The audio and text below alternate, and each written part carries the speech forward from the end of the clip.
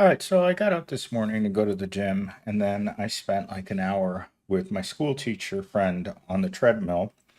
And I came home to figure out how I'm going to get the brakes fixed in my car because they've been squeaking. And I was told that I just need to go get new brake pads. Well, no one wants to do that. So I'm stuck between a rock and a hard spot. So I decided to go onto YouTube and look around. And so on the no on the channel How Money Works always has some of the more compelling stories that align with my channel.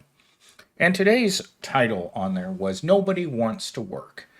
And if you guys know anything about my channel, Nobody Wants to Work was a title that I used hundreds of times to make videos because the more society gets worse. And this is something that school teacher told me today. I will take care of my children till the day that I'm gone because this economy wants to punish my children for being alive.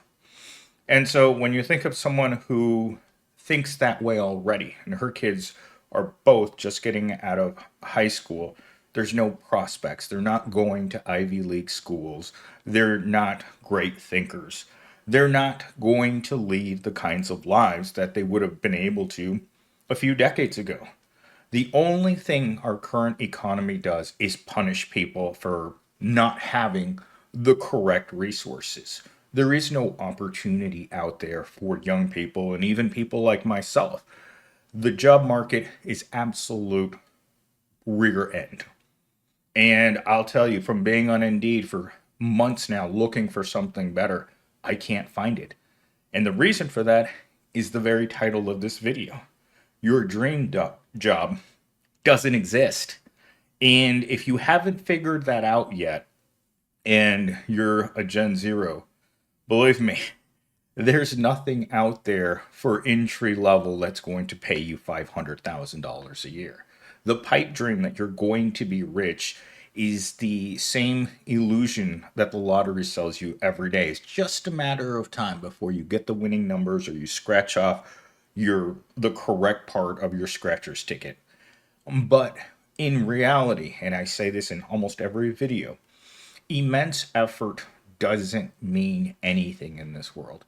Education for the vast majority of people doesn't mean anything. It just means that you're going to be in debt for the rest of your life. And so while I was working on this video, certain things kind of popped out at me in this particular expression that I'm looking at. They've sold us this idea that if you're not working your dream job, it's your fault. But let's be real. How can we find a dream job when the job itself is a scam? I don't know what my dream job is. I never had the illusion that I was working towards a better life. Sort of exploded on me after I got out of college in 2017. And then suddenly I felt like there's something terribly wrong. I got out of college, and the only job I could find was the job I didn't need any education for. And that really, those years after getting out of school and having to work in that uniform, they did things to me that I will never be able to undo. It's almost the equivalent of being in the what's it called? The Hanoi Hilton in Vietnam. That's what working in retail was to me. It was a struggle to continue every single day when I knew I was going to have to wake up and put that uniform back on. All those nights of getting home at 2 o'clock in the morning, waking up at 3 o'clock in the afternoon, and having to be at that pathetic job year after year after year with no escape, going on Indeed every day and looking for a better job that didn't exist. It still doesn't exist. There is no dream job to go to. There's no job that's going to pay you $500,000 a year.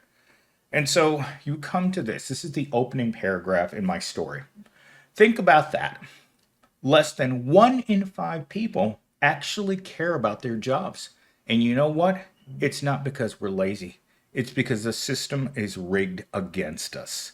1 in 5 Americans actually gives a damn about going to work or that crummy job. That means that when you are at your job at Evil Corp, you'll look left, you'll look right, and no one gives a damn. Nobody wants to be there. And every person I know that comes to work acts like they don't want to be there. And that drives management insane. My current job has had all kinds of problems with the workers and their discontent for the workplace. The mindless, repetitive nature of work. In fact, in my last review, that was something that was brought up to me, is that the work is mindless, the work is boring. Deal with it, millennials team, or else get out. I'm like, isn't that every job?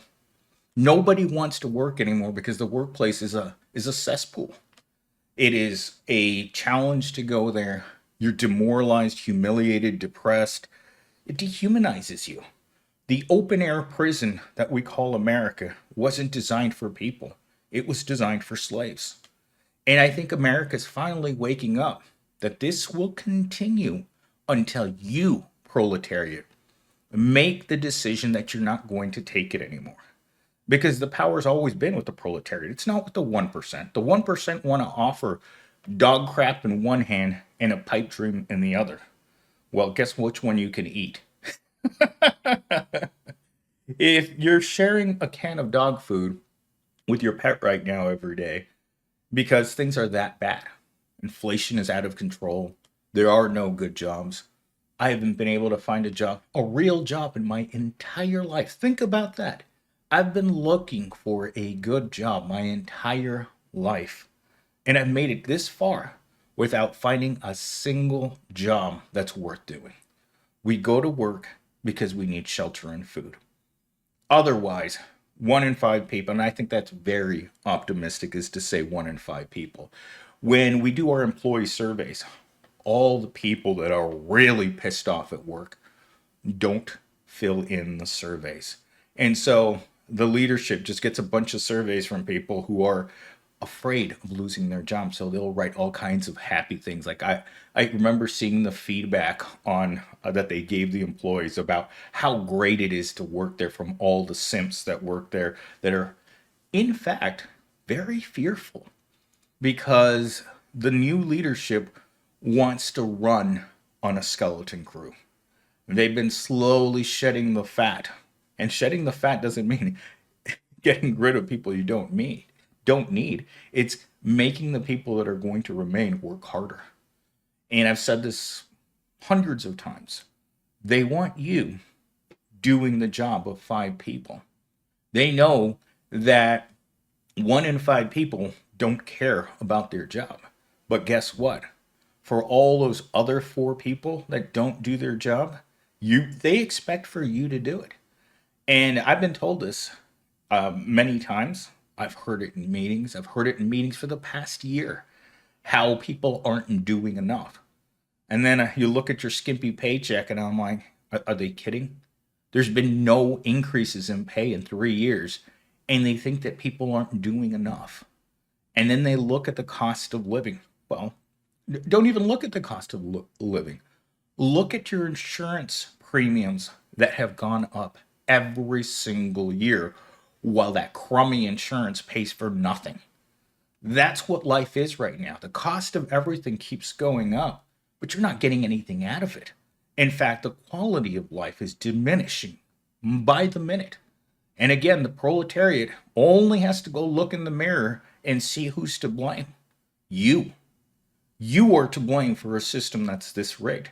Because if you can't figure it out, that it's not supposed to get any better for you, then you're complacent. Your unwillingness to do something is the very reason why things are like this. And I'm going to tell you this, it's not designed to get any better. I was just talking to the school teacher who insisted that Trump will fix the economy. And I have a lot of respect for her, and I disagree with a lot of people. But to believe that things are going to get better, it takes a very takes a person who truly wants to not believe the way that things are, while at the same time having to smell it every day.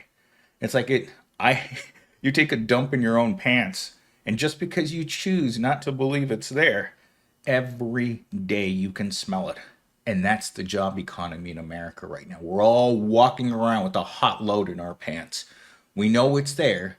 We can choose to look the other way. We can pretend it's not there. We can do everything we can. We can spray ourselves with a little perfume, do whatever we want, but it weighs back there. It's a solid 10 out of 10. It's big, it's heavy, it's dark, and it has corn in it for some reason. I don't know why it always is decorated with corn. But that's my introductory monologue, which went on for half the video for some reason. Let's get into today's talking points really quick.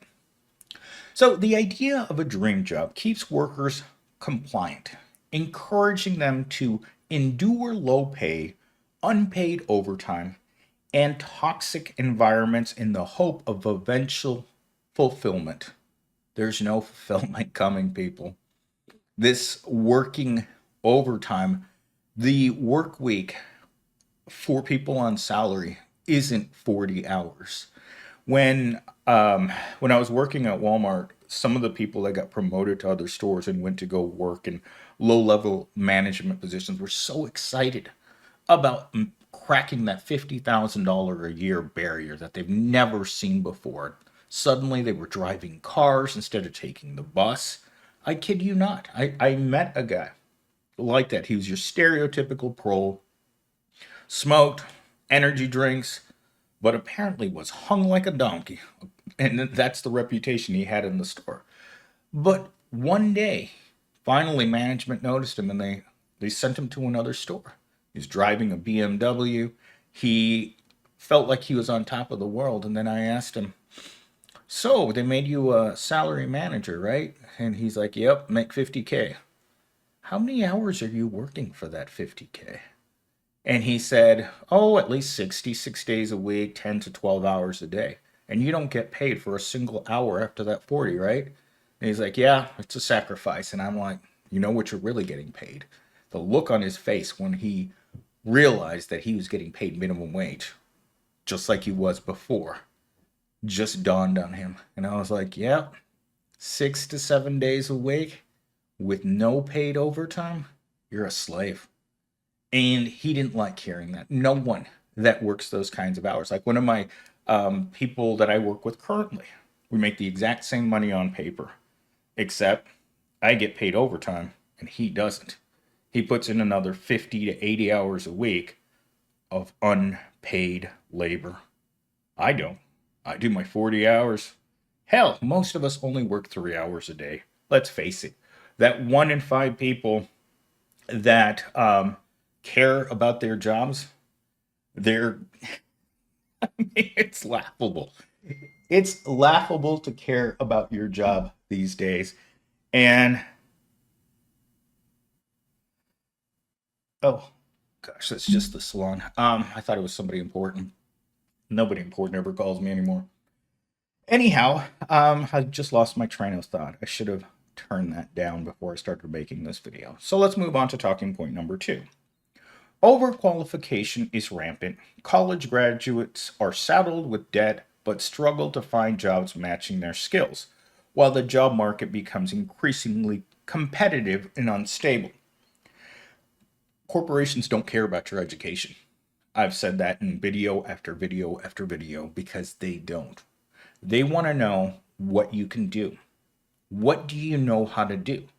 College is great, for teaching you theory, making you a more educated person. But as a person with 4 liberal arts degrees, what did I learn that I could use to sell to the corporations? And that's absolutely nothing. None of my education is applicable to any single job I've ever had in my entire life. And as one of the most educated people I've met, myself, I've come to terms with the fact that the only thing I do with my education is do this. I do YouTube. It gives me the ability to speak, to write, to be able to interact with people on a level in which most people can't interact. The proletariat is simple. That's why it's so easy to control. Even so-called educated people aren't that educated. They don't know how to do anything. So when they go looking for a job, as I've mentioned this many times before, what are you supposed to sell to your potential employer?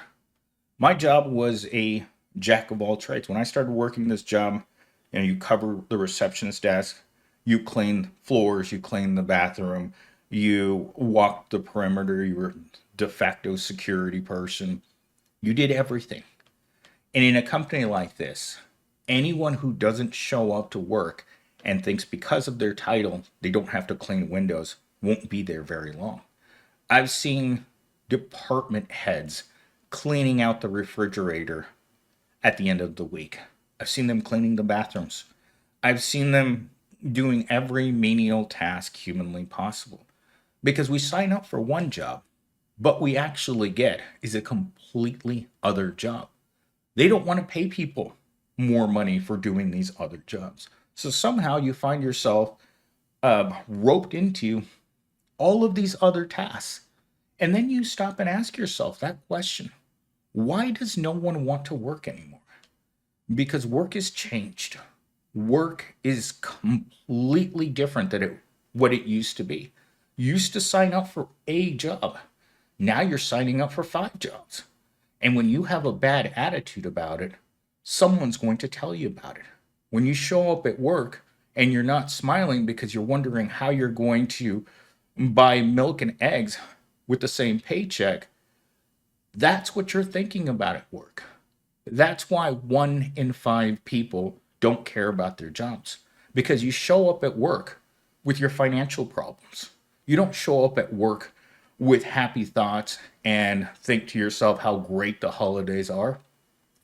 Today, while I was talking to the school teacher, she went out shopping on Black Friday yesterday, and she said people were spending money like it was going out of business. The lines were super long at the mall, and I said to her, it's like there's this thing called doom spending, where you know you don't have it, but guess what? Who cares? Just like everything else in our society, people have checked out. They're not responsible with their credit cards anymore. Hell, as I mentioned, I've got 12 maxed out credit cards. Do you think I think about those credit cards ever? No. Do you think America realizes that it has a real problem on its hand when it comes to paychecks not stretching far enough? Yes, America does have a huge problem. Is America going to ignore that problem? Yes, that's the American way. Ignore your problems and try not to think about unhappy things. Remember, you got to keep a positive attitude while you're drowning in debt, because that's the only way that you'll be able to deal with it. You got to keep up appearances. No one wants Debbie Downer at work because she's having severe problems, and at the same time, she isn't getting the love that she needs.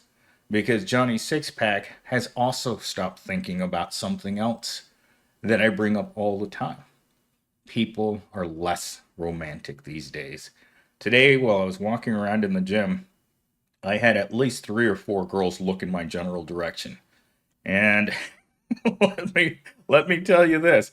They weren't looking in my direction to see my muscles. They were looking in my direction to see my wallet. Because that's really what's important to women these days.